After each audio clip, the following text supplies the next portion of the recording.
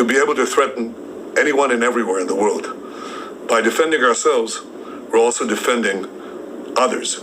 We're defending our Arab neighbors, our Arab friends in peace. We're defending Europe. We're helping defend also the United States, which helps us all the time in our defense.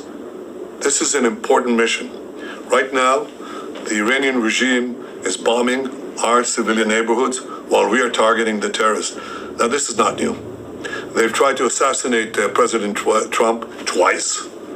They bombed American embassies. They killed 241 Marines in Beirut. They killed and injured thousands of Americans with their IEDs in Iraq and Afghanistan. They burn the American flag. They chant endlessly, "Death to America." Our enemy is your enemy. And by doing what we're doing, we're dealing with something that will threaten all of us sooner or later. Our victory will be your victory. How do we intend to achieve that victory? Well, we've already done great things.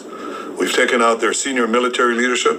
We've taken out their senior technologists who are leading the race to build atomic weapons that would threaten us, but not only us.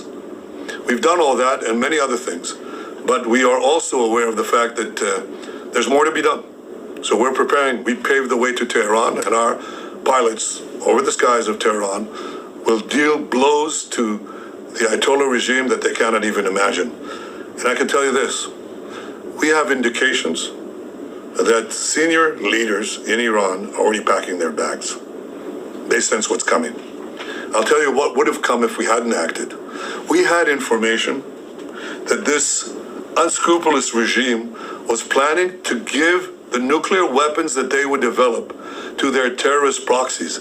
That's nuclear terrorism on steroids. That would threaten the entire world. This is what Israel is doing with the support, the clear support of the President of the United States, Donald Trump, and the American people, and many others in the world. So with God's help, and with the goodwill and resolution of all free societies, we shall win.